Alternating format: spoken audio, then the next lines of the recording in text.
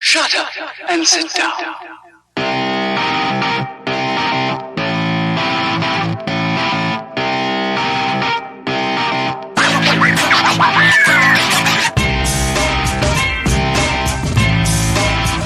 It's the Maryland Sports Blog Weekly Recap Show, hosted by Adam Gockin.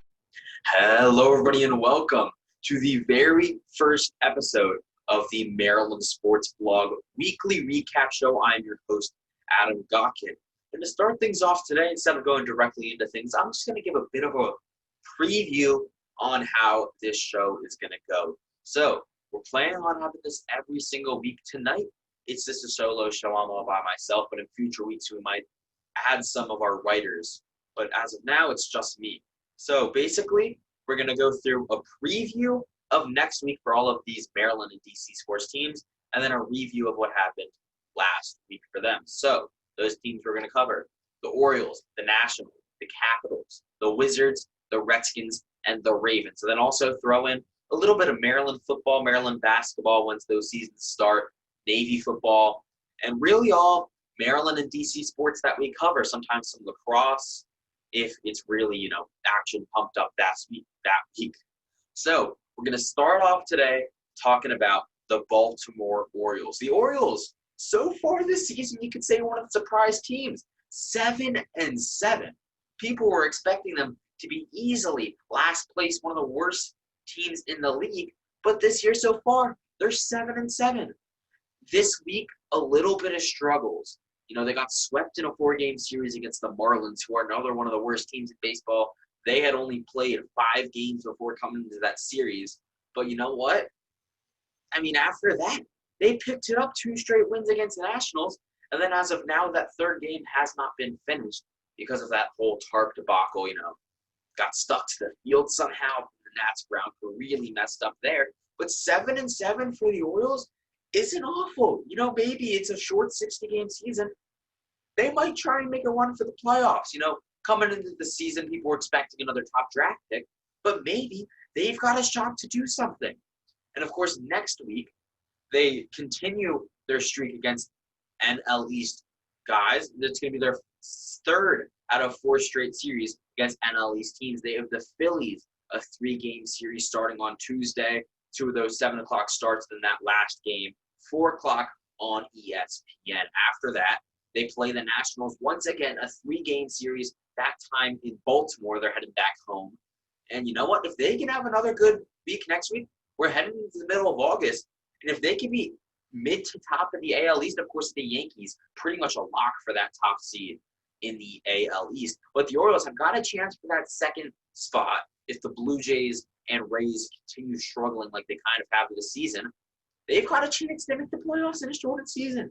And I wouldn't count them out. I don't think it's impossible. For the Nationals, though, things are going the opposite way. Defending World Series champions got this little fight finish thing here. Of course, they finished the fight last year. But this year to win, they're going to have to stay in the fight. 4-7 so far this year. Last place in the NL East. Things are really, really not going the way that the defending champions would like. They started off this week missing a couple games, of course, against the Marlins when they had that full coronavirus debacle, missing a lot of games. After that, though, they were able to get a 2-game series in against the Mets, playing on Thursday and Wednesday. They won the Wednesday game, but since then, they've lost 3 in a row. That last game in the series, the 2-game series against the Mets, dropping the first 2 against the Orioles after that. And, of course, their grounds crew completely messed up, just like I said a minute ago, for the Orioles. But next week, they've got 4 straight games against the Mets to start things off. Monday, Tuesday, Wednesday, Thursday. It's a packed schedule for the Nationals. And after that, they play a weekend series Friday, Saturday, Sunday against the Orioles. They've got a chance to come back and make a run. It's still early in the season. They're only 4-7. We're just at the start. And the NL East could be very tight this year, but they are still 4-7. They're 3 games below 500. They're going to need to start improving soon. Sean Doolittle really struggled recently. The bullpen has not been where it needs to, and the offense too. has just really been struggling in the early innings. Their starting pitchers also not doing as good as they need to. Steven Strasburg felt some even more things in his hand today in the start. As you know, of course, this was his first start of the season against the Orioles. He felt some more tingling, that little nerve problem in his hand. Felt that again today. That could keep him out for a long time, maybe even shut him down in this shortened season, because that's a problem you really don't want to have to deal with heading into the playoffs where he's going to be needed. So that's all for the baseball. Now heading into some hockey. The Capitals finished the round-robin play earlier today, beating the Bruins in the third game of that three-game round-robin, locking in that third seed. They're going to be playing the New York Islanders. You know, they would have wished to get higher up seeding, but they'll take that against the Islanders a lot better than against the Hurricanes, which would have happened if they lost. Before that Bruins game, they really struggled those games before. You know, they made it to a shootout against Tampa Bay, but it was a really lopsided game. They got lucky. The first period was one of the worst first periods I've ever seen. And that game against Philly would have been a complete blowout if Braden Holtby was not in goal. He bailed them out a lot of times. They were able to get the win today against Boston, really improved. John Carlson's going to make a big impact. You saw how much they really missed him. Lars Eller should come back soon after the birth of his baby, and they've really been missing him. After that, we're going to talk about the Wizards now. The Wizards haven't won a single game yet in this bubble. 0-6. Somehow, they're now worse than a team in the bubble. They've now moved to 10th place in the Eastern Conference. The Charlotte Hornets weren't even there, and somehow now they're better than the Wizards. I mean, you know, I don't think we were expecting much from the Wizards. They would have had to really go on a run to make the playoffs. But come on, 0-6? I mean, you know, you don't have Beal, you don't have Wall, you don't have Bertans, you don't have probably your top three guys. But still, you were hoping Hachimura could be good.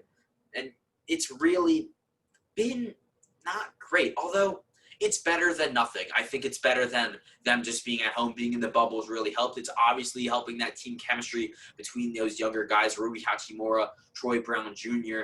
You know, I think it's really helped them out a lot. And, you know, I think that chemistry between them and Troy Brown Jr. starting to show a little bit of promise now. He just needs to be aggressive. If Troy Brown Jr. can be an aggressive player, he has a chance to be a very good player in this league coming forward. But, you know, I don't think they need to win these games. These next two games, they're going to get blown out. Milwaukee and Boston, you know, they have 2 games left. There are going to be 2 more losses. They're not going to win a single game in the bubble. But I don't think they were going in expecting to win. I think they were going in to develop, and that's exactly what they've been doing here. So next, that's all we have for those sports in season. Now we're going to talk a little bit of Washington football team. It's been an awful off season so far. You can see this helmet, I guess, right here. I mean, I've been a Washington football team fan my whole life. It's weird calling them Washington football team. I'm still not used to it, but it's been an awful off season for us. You know, the whole sexual harassment allegations, changing the name from the, I guess I'll call them the R words, to Washington football team. It was a whole debacle. You know, fans wanted Red Wolves. They didn't get it right away. It's a whole trademark mess. They can't get what they want. And this week, just the problems got even worse. Darius Geis cut after being arrested. He seemed like the most perfect player. I mean, he literally would go bowling with fans. He would go out and just hang out with fans. I mean, it's exactly what you want. I mean, we could maybe see it coming. He dropped a lot in the draft. You know, he's expected to be a first-round pick. Redskins got him as a steal, and maybe this is why. And also, this could lead towards why they got Gibson in the draft. You know, people were kind of confused. They've got a really talented running back right now in Adrian Peterson, one of the best running backs of all time. Behind him, Bryce Love, who was one of the best running backs in college back in Stanford. He was out all year with an injury, but if he can get back to how good he was in college, he's got a chance to eventually develop into an all-star. You know, losing Geis is going to hurt a lot, but even without him, they've still got a chance. I'm very optimistic for Washington football team this year. If we do get in a season, anything can change in the next month. But if we do get in the season, call me Call me crazy. You can put this down. Write this down. Remember, I'm going to say this. They will make the playoffs as a wild card team. I am betting on that right now. They're going to make the playoffs. Now, Dwayne Haskins has a bad season. They're not making it. But he has improved more than I've ever seen a quarterback improve. Just his body. He's now, ripped. Coming to the draft, he was pretty overweight, not very mobile. Now, he's fast. He's gained muscle and lost at least 20 pounds of fat, I believe. He has really improved. He's really grinding. And, the receivers, Terry McLaurin, of course, amazing. Harmon, losing him to an injury, hurt them a lot. And then, I think, but Gibson can slot in a receiver. AGG, of course, that draft pick, he's going to help out a lot. But also, it all depends on the O-line. Losing Trent Williams officially this offseason doesn't help. But you know what? I think they can do pretty good. I'm very optimistic about the team this year. And people are going to call me crazy watching this. But I think they've got a chance. Over on the Ravens, you could say it's bias, but, and I know a lot of Ravens fans are here. Joshua Reed does an amazing job covering them, almost articles every single day about that team. So we've got a lot of people who are fans of the Ravens, but I think they're going to have a really bad, no, not really bad, but I think they'll have an average year this year. Lamar Jackson, I think people are going to call me crazy. I've been saying this for this whole entire football segment. My football takes are insane. Sometimes they're not awful. I'm too optimistic sometimes about my teams. And sometimes I'll admit I hate on the Baltimore teams a little bit as a DC guy. You see DC United shirt on, some OVOs in the back, some Washington football team, Nationals. I don't have any Wizards stuff near me as I look around. I don't think I have any Wizards things. But I still follow them. No, but I'm truly at heart a DC guy. I kind of hate on Baltimore a little bit.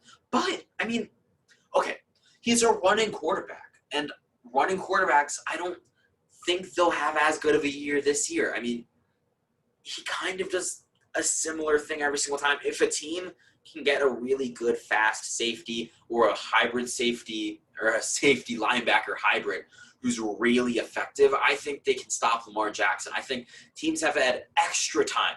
They haven't been doing nothing while they've been at home during quarantine. They've just been grinding out film. And I think those teams have really been looking at the Ravens. And you saw what happened with the Titans. He still had a pretty decent game. But the Titans found out how to stop Lamar Jackson. And if teams in the NFL can do exactly what the Titans did and really even improve on that, they're going to be watching that Titans game for weeks. But if teams can do that, I think they've got a chance to stop him. If not, if Lamar Jackson can have a similar season as he did last year, including J.K. Dobbins, he's going to be unstoppable. If teams can't stop him, Ravens could win the Super Bowl. But you've got to have a season first. Things are looking pretty good for the NFL. Opt-out deadlines are now passed. I'm optimistic. The one place I'm not optimistic, though, college sports. Big Ten, as I record this, is getting recorded on Sunday night. It'll be posted when you guys see this Monday afternoon. Right now, the Big Ten is having a call about what's going to happen in the college football season. I'm not optimistic at all. I'm very scared that we're not going to have a season. It could get pushed back to the spring. But if it does, how many of these guys are actually going to play? Because they're not pushing the next year and the next year back to the spring. That's 2 straight seasons. You don't have the summer in between. But that's basically 2 straight seasons in a row. And that's going to be really tough on these guys, especially after having over a year of not playing actual football. I think in college you can't risk these guys. They're not even getting paid to go out and risk their lives to entertain us when they're not getting paid money. I think they should play. I think if the players want to play, they should play. But, it's dangerous. We'll see what happens. I'm hoping they'll play. I'm hoping we can cover Maryland football. If we can, I'm not as optimistic about them, but I think they can have a pretty good season. Raheem Jarrett coming in at receiver, the top receiver in the country out of St. John's. That's a huge addition. Next year, though, they're going to be insane. Not insane. They're going to be middle to top of the pack in the coming years. This D-line class coming in 2021 is just insane. Multiple 4-stars, a borderline 5-star in Damian Chop Robinson. They're going to be really good. This upcoming year is going to be a bit of a, they've been rebuilding for a long, long time, but a more positive year. They're going to have one of the harder schedules, of course, in the Big Ten. But don't count them out. I think they've got a chance to upset a couple teams. Tagovailoa in at quarterback now, the younger brother of Tua. I'm not even going to try to pronounce his name. I didn't practice that before, and I'm going to need to practice his name for about 5 minutes before I say it. But I should not have tried that. But Tagovailoa, even Tunglavailoa, even his name, the last, it's going to be hard for those broadcasters to say those names. Gus Johnson, maybe he'll get a Maryland game. I'd love to hear Gus Johnson and his exciting voice call some Maryland football this year. But I think if it's only Big Ten, they'll win 2 to 3 games. If they get those non-conference, they've got a chance to make a bowl game. But you know what? We'll see what happens. And with talking about Maryland football all over, that's all of the current sports and recent offseason going on right now. Actually, let me talk about one thing. It's not a team here, but the Whipsnakes of the PLL are your champions. A team loaded with former Maryland alumni. We'll talk about a little bit of lacrosse. Zed Williams, the Virginia alumni, completely tore things up, became the MVP, but the Whipsnakes undefeated throughout the season. The PLL this year, of course, the Premier Lacrosse League, founded by Paul and Mike Rabel. This is their second season. You know, things were a little shaky coming in. You know, people were wondering how a second-year league was going to do in this whole coronavirus thing, but they executed it perfectly. 4 regular season games, and then ended up going into a 17 playoff with the Whipsnakes getting that first bye. They ended up playing the Chaos in the finals. The Chaos were that 7th seed, made it through to the finals, but lost. You know, the Whipsnakes went 29 minutes without a goal. It was a really dry game. They ended up picking things up, and of course, like I said, won the title. Matt Rambo, MVP last year, had another great season. And I guess now that's all for talking about it in the PLL. Thank you all so much for joining this very first episode of Maryland Sports Blog Weekly Recap. I've been your host, Adam Godkin. Thank you all for joining. We'll be back next week.